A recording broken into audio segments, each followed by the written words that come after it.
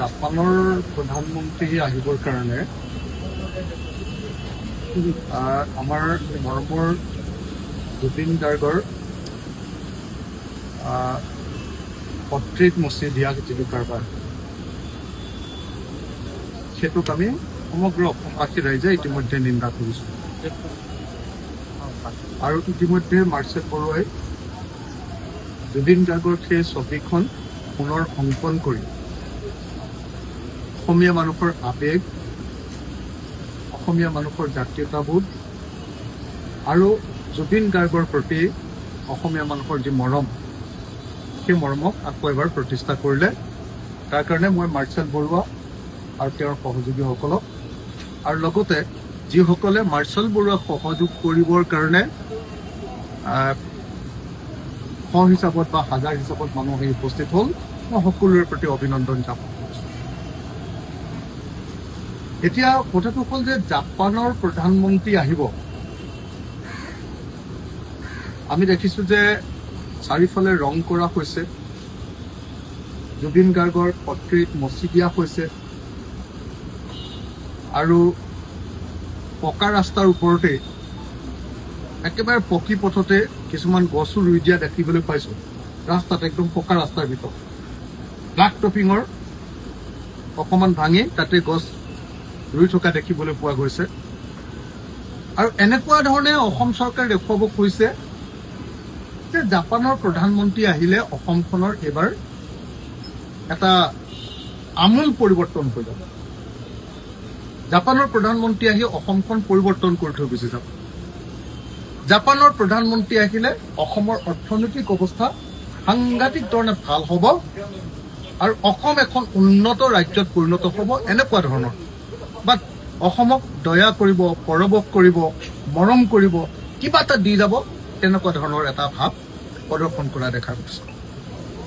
আমি কা আন্দোলনৰ সময়তো দেখিছিলোঁ যে জাপানৰ প্ৰধানমন্ত্ৰী অহাক লৈ অসম চৰকাৰ সাংঘাতিক ধৰণৰ সোচ্চাৰ হৈছে।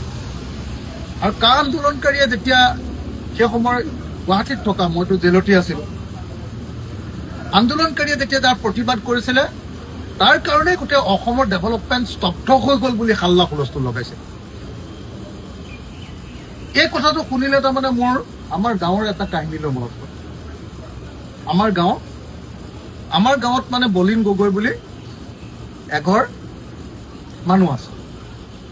মানুহঘৰ আমাৰ গাঁওখনৰ পকা ঘৰ থকা এটা ঘৰ। সদায় কৈ থাকে যে আমাৰ ঘৰৰ অৱস্থা খুব ভাল, আমি গাঁৱৰ ধনী মানুহ, আমাৰ ঘৰৰ অৱস্থা দিনে দিনে ভাল হৈ আছে। মোটামুটি মানুহটোৰ মুখত সদায়ে চহকী মানুহৰ, অহংকাৰী মানুহৰ এটা ছবি এটা সদায় বলিন গগৈ মুখত দেখিবলৈ পাওঁ, সাধাৰণতে দেখিবলৈ পাওঁ। কিন্তু এদিন মই নিজে দেখিছিলোঁ গাঁৱত থাকোঁতে যে বলিন গগৈ ঘৰলৈ কোনোবা ডাঙৰ গাড়ী লোৱা অতিথি এজন আহিছিলে আৰু অতিথিজন অহাৰ কাৰণে বলিন গগৈয়ে মানে গোটেই হাল্লা কৰি দিছে, হুলস্থুল কৰি দিছে যে মোৰ ঘৰলৈ ইমান ডাঙৰ মানুহ আহিছে আৰু মোৰ নিচিনা মানুহৰ ঘৰলৈহে এনেকুৱা ডাঙৰ মানুহ আহে। আৰু সেই অতিথিজন অহাৰ কাৰণে তেওঁৰ ঘৰখনৰ এতিয়া আৰু মান সন্মান বাঢ়িব, বহুত বস্তু তেওঁলোকে পাব, বহুত মানে কিবা কিবি খাবলৈ বস্তু আনিব, তেওঁলোকৰ পৰিয়ালৰ কাৰণে বস্তু আনিব, এনেকুৱা ধৰণৰ এটা ব্যাপক প্ৰচাৰ কৰা আমাৰ গাঁওখনত মই ফিতাহী মাৰি থকা দেখিবলৈ পাইছোঁ। মোৰ সেইকাৰণে এতিয়া মানে জাপানৰ প্ৰধানমন্ত্ৰী অহাক লৈ যি অসমৰ মুখ্যমন্ত্ৰীয়ে কয় যে অসম এতিয়া ভাৰতবৰ্ষৰ ভিতৰতে 5খন শ্ৰেষ্ঠ ৰাজ্যৰ ভিতৰত আছে। ভাৰতবৰ্ষ এতিয়া পৃথিৱীৰ 3য় বৃহত্তম অৰ্থনীতি বুলি কয়। সেই 3য় বৃহত্তম অৰ্থনীতিৰ এখন ৰাজ্যই, তাকো 5 নম্বৰ ভিতৰত থকা এখন ৰাজ্যই, তাৰ মুখ্যমন্ত্ৰী আৰু তাৰ মন্ত্ৰীসকলে জাপানৰ প্ৰধানমন্ত্ৰীক লৈ আহিবলগীয়া যিটো উৎসাহ, এই উৎসাহটো আমাৰ গাঁৱৰ বলিন গগৈৰ উৎসাহটোৰ নিচিনাই লাগিছে। আমাৰ গাঁৱৰ বলিন গগৈয়ে মানে ধনী মানুহ এটা আহিব বুলি ভাবি মানে যিধৰণে তেওঁৰ ঘৰলৈ কি আনিব, কি ধৰণৰ মিঠাই আনিব, কি ধৰণৰ বস্তু দিব, কি ধৰণৰ গিফ্ট দিব, এই ধৰণে গাই বাই ফুৰিছিলে, তেনেকুৱা ধৰণৰ এটা কাৰবাৰ এটা দেখিবলৈ পাইছোঁ। সেইকাৰণে মই ভাবো যে এইটো হ'ল এটা ভিক্ষাবৃত্তি।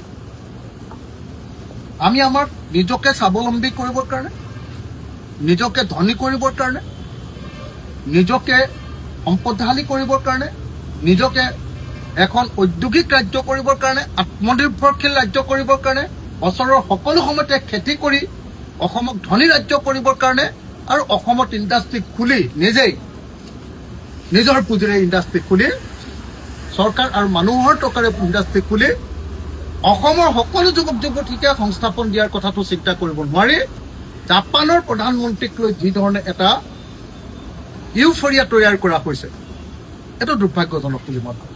আৰু সেইকাৰণে জাপানৰ প্ৰধানমন্ত্ৰীক লৈ আমাৰ মৰমৰ, আমাৰ